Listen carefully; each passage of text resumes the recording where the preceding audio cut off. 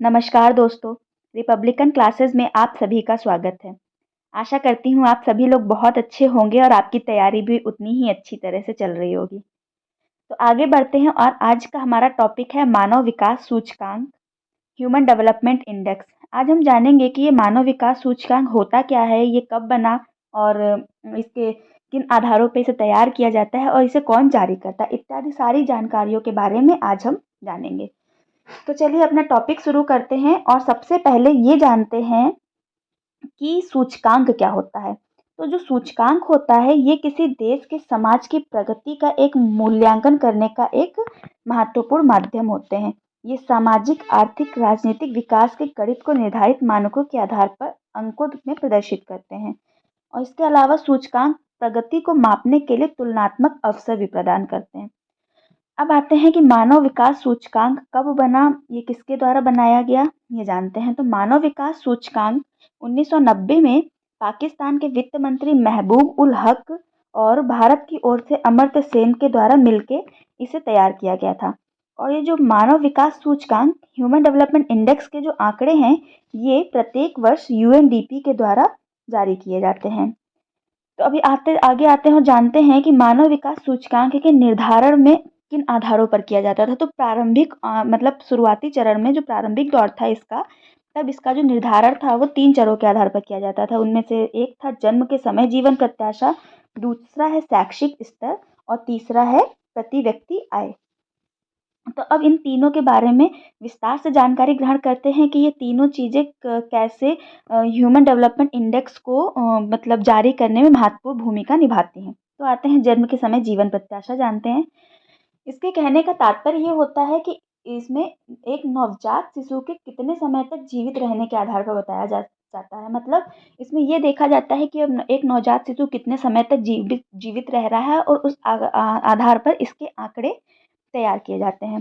जो जन्म के समय जीवन प्रत्याशा है, इसके आंकड़े यूएनपीडी के द्वारा तैयार किए जाते हैं। यूएनपीडी क्या होता है? United nation population division.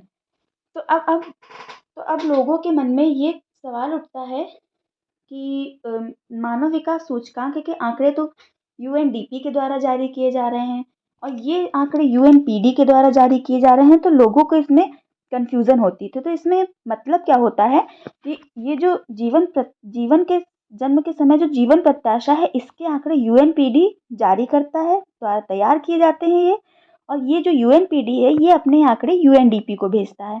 इसी तरह से तीनों चरों के जो आंकड़े हैं ये अलग-अलग लोगों के द्वारा तैयार किए जाते हैं और ये तीनों लोग अपने आंकड़ों को यूएनडीपी को भेज देते हैं। फिर यूएनडीपी जो है वो इन तीनों के आंकड़ों को सम्मिलित रूप से मिलाता है और फिर एक सूचकांक तैयार करता है जिसे मानव विकास सूचकांक कहते हैं। तो आशा करती हूँ ये लाइन आपको समझ में आई होगी। तो अब आगे चलते हैं और जानते हैं शैक्षिक स्तर पर मतलब क्या आधार होता है।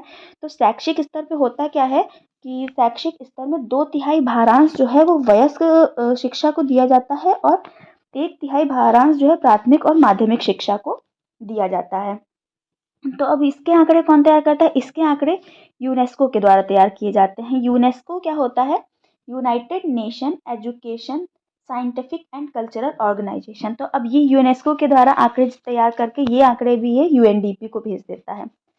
इसके बाद आते हैं प्रति व्यक्ति आय पे। तो प्रति व्यक्ति आय क्या होती है? प्रति व्यक्ति आय में कुल जनसंख्या को भाग देकर इसे प्राप्त किया जाता है। प्रति व्यक्ति आय निकाली जाती है।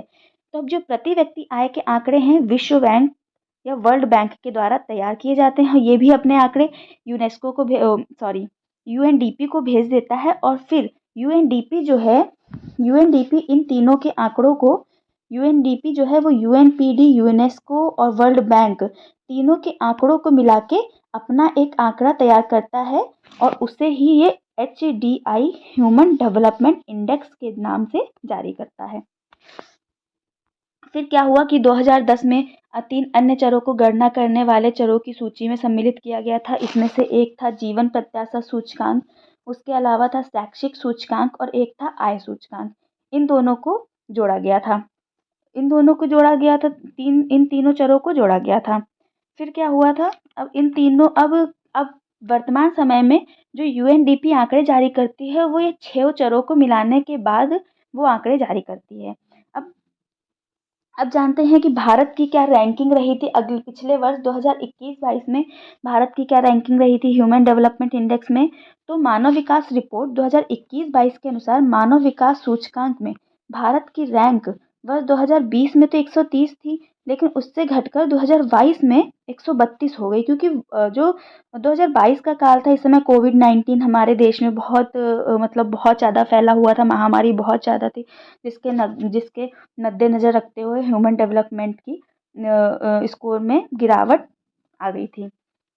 तो आशा करती हूँ आपको ये टॉपिक समझ में आया होगा कि ह्यूमन डेवलपमेंट क्या होता है, इसको कैसे बनाया जाता है, कौन जारी करता है इत्यादि। ह्यूमन डेवलपमेंट से संबंधित आपको सारी जानकारी मिल गई होगी। अगर आपको फिर भी कोई डाउट होता है इस टॉपिक को लेके, तो आप कमेंट बॉक्स में कमेंट करके अपना डाउट को क्लियर कर सकते हैं। और अगर आपको हमारी वीडियो थोड़ी सी भी पसंद आई हो तो प्लीज़ इसे लाइक करें, सब्सक्राइब करें एंड शेयर करें। Thank you.